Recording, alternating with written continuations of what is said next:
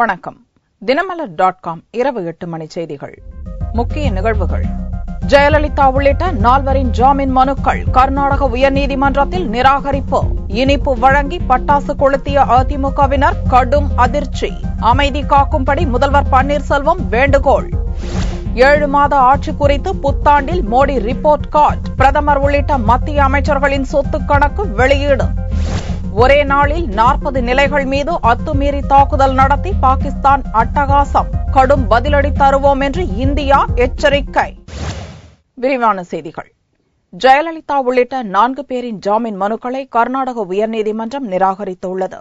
பெங்களூரு தனி நீதிமன்றத்தில் நடந்த சொத்து குவிப்பு வழக்கில் 4 ஆண்டுகள் சிறை தண்டனை பெற்ற தமிழக முன்னாள் முதல்வரும் அதிமுக பொதுச் செயலாளருமான ஜெயலலிதா, அவரது தோழி சசிகலா, இளவரசி, முன்னாள் வளர்ப்பு மகன் சுதாகரன் ஆகியோர் பெங்களூரு பரப்பன அக்ரஹார மத்திய சிறையில் அடைக்கப்பட்டுள்ளனர். தண்டனை பெற்றுள்ள 4 பேர் தரப்பிலும் தாக்கல் செய்யப்பட்ட ஜாமீன் மனுக்கள் மற்றும் தண்டனையை நிறுத்தி வைக்க கோரும் அப்பீல் மனுக்கள் கர்நாடக உயர்நீதிமன்றத்தில் தாக்கல் செய்யப்பட்டன. ஜெயலலிதா தரப்பில் தாக்கல் செய்யப்பட்டிருந்த ஜாமீன் மனுவில் அவரது உடல்நிலை மற்றும் 18 ஆண்டுகள் இவ்வழக்குக்காக காத்திருந்தது, தற்போது நீரிழிவு மற்றும் உயர் ரத்த அழுத்தத்தால் பாதிக்கப்பட்டிருப்பது போன்ற காரணங்களை தெரிவித்து ஜாமீனில் விடுவிக்க கோரப்பட்டிருந்தது. இதற்கு எதிர்ப்பு தெரிவித்து தமிழக லஞ்ச ஒழிப்பு போலீஸ் தரப்பில் கர்நாடக அரசு வக்கீல் பவானி சிங் தாக்கல் செய்த மனுவில் ஜெயலலிதா செல்வாக்கு படைத்தவர் என்பதால் வழக்கு விசாரணையில் அவர் குறுக்கிடக்கூடும் என்றும், அவரும் தண்டனை பெற்றவர்களும் தலைமறைவாகிவிடக்கூடும் என்றும், எனவே அவர்களை ஜாமீனில் விடுவிக்க எதிர்ப்பு தெரிவிக்கப்பட்டிருந்தது. இவ்வழக்கு கர்நாடக உயர்நீதிமன்றத்தில் நீதிபதி சந்திரசேகரா முன்னிலையில் செவ்வாயன்று காலை 11:45 மணி அளவில் விசாரணைக்கு வந்தது. ஜெயலலிதா தரப்பில் ஆஜரான வக்கீல் ராம்ஜெத் மலானி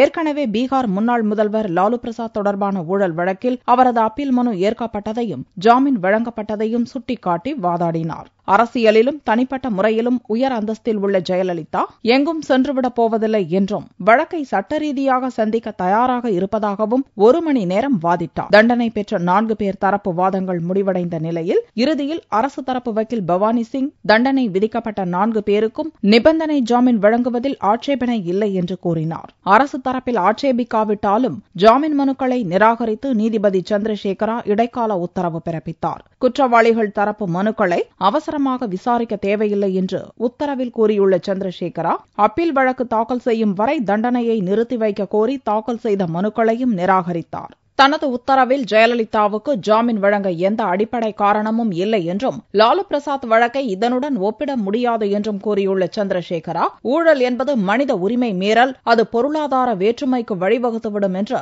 உச்சநீதிமன்றம் தெரிவித்திருப்பதையும் சுட்டிக்காட்டியுள்ளார். Today, the Honorable Justice Chandrasekhar has dismissed both the IAs, that is IA number 1 is suspension of sentence, IA number 2 suspension of the conviction, and thereby allowing the bail application. There are 2 IAs today. The reason for this for the dismissals are the Honorable Justice has quoted around 8 to 12 Honorable Supreme Court later judgments. The Honorable Supreme Court has said very clearly in the various judgments, including Lalu Prasad's judgment, that corruption is getting day by day, corruption is getting more in our country.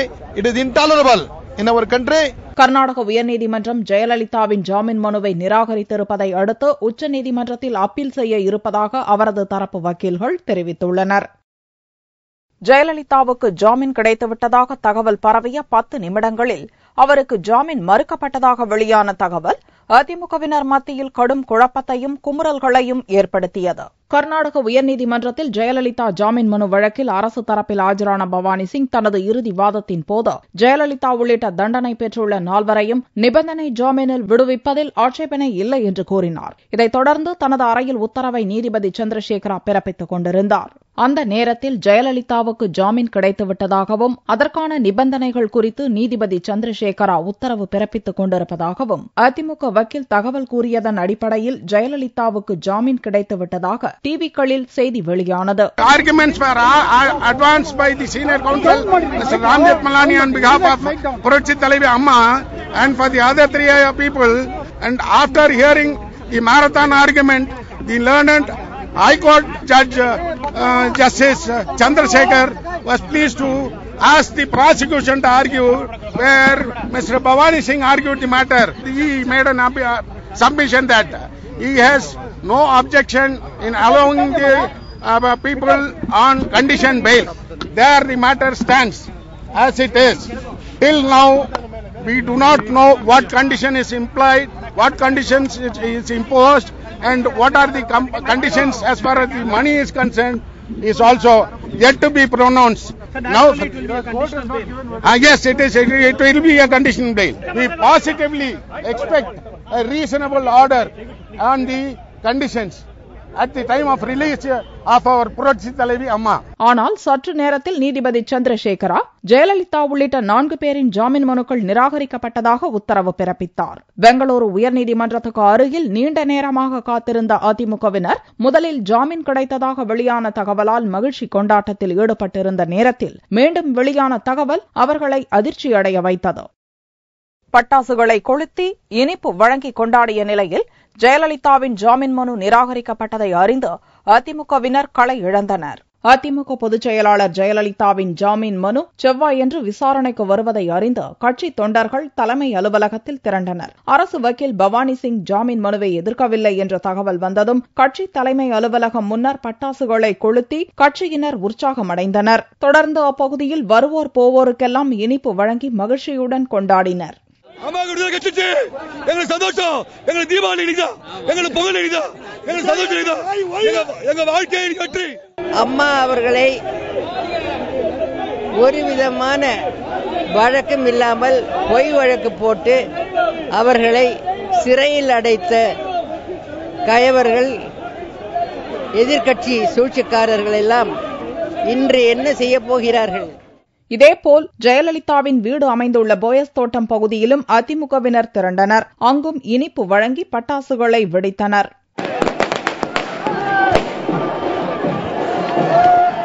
இந்நிலையில் அரசு வக்கீல் பவானி சிங் எதிர்ப்பு தெரிவிக்காத நிலையிலும் கர்நாடக உயர்நீதிமன்றம் ஜாமீன் மனுவை நிராகரித்து விட்டதாக தகவல் பரவியது. பட்டாசுகளை கொளுத்தி இனிப்புகளை வழங்கிக் கொண்டிருந்த அதிமுகவினர் அதிர்ச்சியடைந்தனர். பலரும் கண்ணீர் விட்டு அழுது புலம்பினர். அங்கிருந்த ஊடகங்கள் மீது அதிமுகவினர் பாயவே பலரும் அங்கிருந்து கிளம்பிச் சென்றனர்.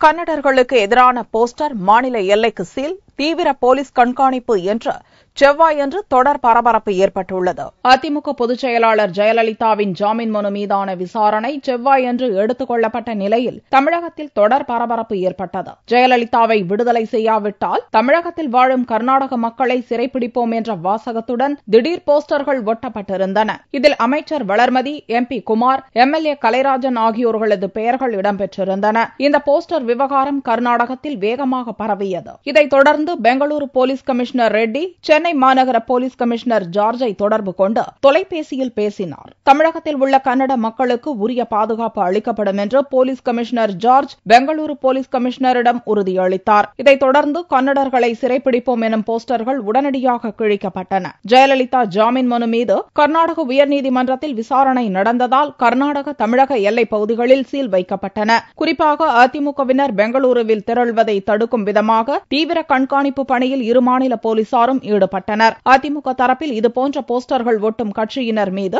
கடும் நடவடிக்கை எடுக்கப்படும் என்று எச்சரிக்கை விடப்பட்டதாக தெரிவிக்கப்பட்டுள்ளது.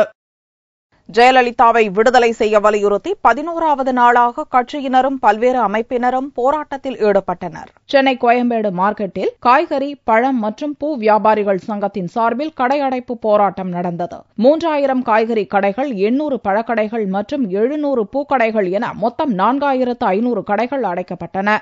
தமிழ்நாடு ஆம்னிபஸ் உரிமையாளர்கள் சென்னை கோயம்பேட்டில் செவ்வாய்க்கிழமையன்று உண்ணாவிரதம் இருந்தனர். பேருந்துகள் இயங்காது என்று அறிவிக்கப்பட்டதை வாபஸ் பெற்ற தனியார் பேருந்து உரிமையாளர்கள் உண்ணாவிரத போராட்டத்தில் மட்டும் பங்கேற்றனர். தனியார் பள்ளி கூட்டமைப்பினர் சார்பில் பள்ளி நிர்வாகிகள் DPI வளாகம் அருகே ஒருநாள் அடையாள உண்ணாவிரதம் இருந்தனர். இவர்களும் ஒருநாள் பள்ளி விடுமுறை என்பதை வாபஸ் பெற்றுவிட்டு உண்ணாவிரத போராட்டம் மட்டும் நடத்தினர். சென்னை MGR நினைவிடம் அருகே இசையமைப்பாளர் தேவா தலைமையில் கிராமிய கலைஞர்கள் சிவன், பார்வதி, விநாயகர், முருகன், பத்ரகாளி உள்ளிட்ட பல்வேறு கடவுள் வேடம் அணிந்து உண்ணாவிரத போராட்டத்தில் ஈடுபட்டனர். இதே கோரிக்கைகளை வலியுறுத்தி தமிழகம் முழுவதும் பல்வேறு கட்ட போராட்டங்களும் உண்ணாவிரதமும் நடந்தன.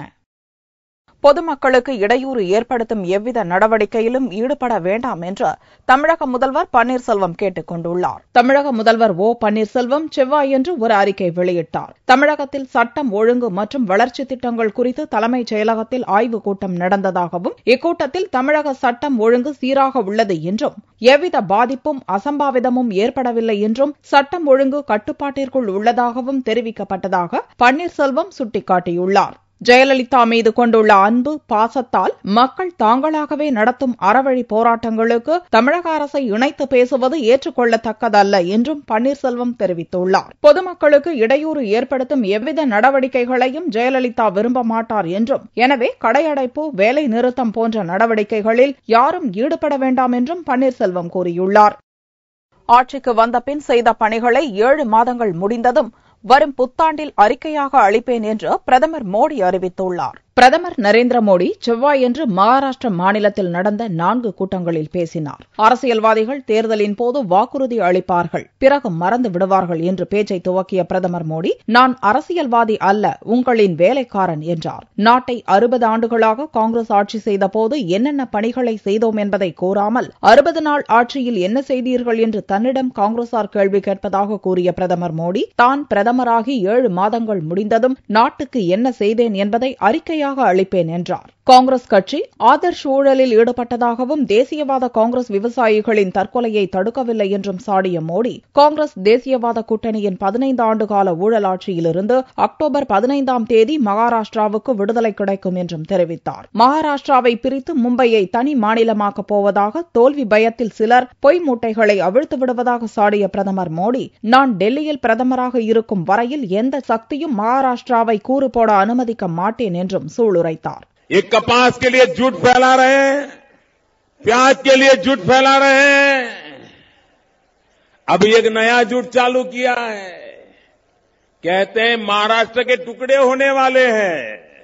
इस देश में कोई ऐसा पैदा हुआ है जो छत्रपति शिवाजी महाराज की इस भूमि के टुकड़े कर पाए? भाइयों बहनों, जब तक मैं दिल्ली में बैठा हूं, मैं आपको विश्वास दिलाता हूं, दुनिया की कोई ताकत महाराष्ट्र की एकता को तोड़ नहीं पाएगी, ये मैं आपको विश्वास दिलाने आया.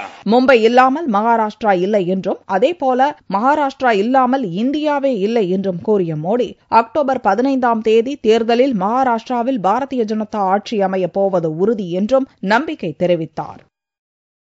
மத்திய அமைச்சர்களின் சொத்து மதிப்பு அடிப்படையில் 72 கோடி ரூபாய் சொத்துக்களுடன் அருண் ஜேட்லி முதல் இடத்திலும், 20 லட்சம் ரூபாய் மதிப்பில் வெங்கையா நாயுடு கடைசி இடத்திலும் உள்ளனர். பிரதமர் மோடி தனது சொத்து மதிப்பு 1.26 கோடி ரூபாய் என்று அறிவித்துள்ளார். மத்திய அமைச்சரவையில் இடம்பெற்றுள்ள 44 அமைச்சர்களின் சொத்து விவரங்கள் பிரதமர் நரேந்திர மோடியின் இணையதள பக்கத்தில் வெளியிடப்பட்டுள்ளது. அதிகபட்சமாக மத்திய நிதியமைச்சர் அருண் ஜேட்லி 72.10 கோடி ரூபாய் சொத்துக்கள் இருப்பதாக கணக்கு காட்டியுள்ளார். பிரதமர் மோடி தனக்கு 1.26 கோடி ரூபாய் சொத்துக்கள் உள்ளதாக தெரிவித்துள்ளார். குஜராத்தின் காந்தி நகரில் 1 கோடி ரூபாய் மதிப்புள்ள வீடு இருப்பதாகவும், வங்கிக் கணக்கில் 1,32,000 வங்கியில் டெபாசிட்டாக 18 லட்சம் ரூபாயும் இருப்பதாகவும் மோடி தெரிவித்துள்ளார். இத்துடன் 1,20,000 ரூபாய் மதிப்பில் நகைகளும் கையில் 38,700 ரூபாய் மட்டுமே இருப்பதாகவும் மோடி கணக்கு காட்டியுள்ளார். தன்னுடைய மனைவி ஜசோதா பெண்ணின் சொத்து கணக்கு தெரியாது என்றும் மோடி தெரிவித்துள்ளார். மோடி அமைச்சரவையில் மொத்தமுள்ள 22 கேபினெட் அமைச்சர்களில் 17 பேர் கோடீஸ்வரர்கள். 5 கேபினெட் அமைச்சர்கள் கோடி ரூபாய்க்கும் குறைவாகவே சொத்து கொண்டிருப்பதாக தெரிவிக்கப்பட்டுள்ளது.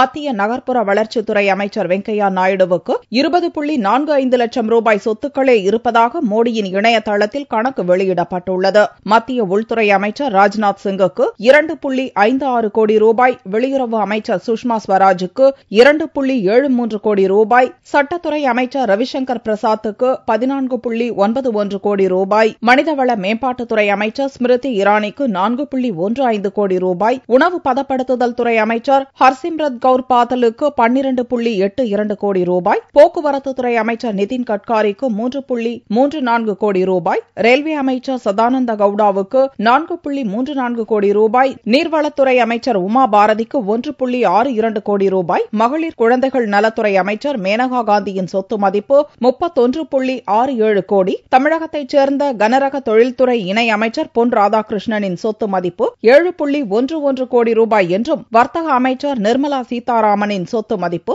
1.3 கோடி ரூபாய் என்றும் தெரிவிக்கப்பட்டுள்ளது.